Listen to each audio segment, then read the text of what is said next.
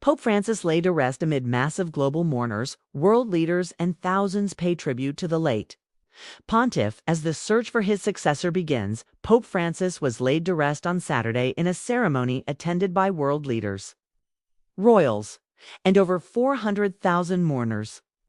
In Buenos Aires, his hometown, thousands gathered in the Plaza de Mayo to honor the life of the late pontiff, braving rain, an autumn chill for an overnight vigil that ended at 5 a.m. local time. The poignant ceremony in St. Peter's Square in Rome was complemented by tributes around the world, as mourners reflected on his legacy of activism and hope. In Buenos Aires, the city where Francis was born, thousands filled the streets, holding banners with some of his most iconic phrases such as "Make a Ruckus" and "Dream Big."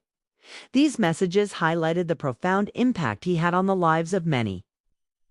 Iara Amadou, a social worker attending the vigil, stated her desire to reclaim the Pope's legacy and transform the sadness of his passing into a beacon of hope for future generations.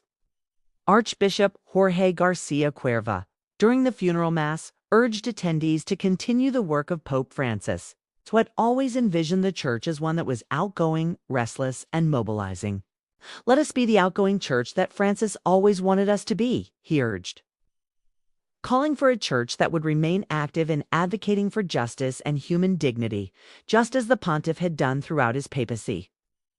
The global response to Pope Francis's passing was also felt in Rome, where leaders such as Italian Prime Minister Giorgia Meloni met with Ukrainian President Volodymyr Zelensky.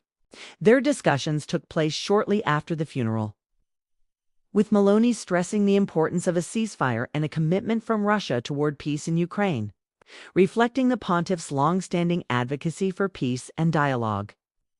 Meanwhile, the search for Pope Francis's successor is set to begin soon. The College of Cardinals will convene in Rome to elect the next pope. Over 250 cardinals from around the world, about 135 of them, those under 80 years old, are eligible to vote in the conclave, which is expected to take place 15 to 20 days after the Pope's death. The conclave, held in the Sistine Chapel, will see the cardinals engage in a secretive and intense process, free from outside influence. Phones and communications are forbidden, and the chapel is swept for listening devices to maintain confidentiality.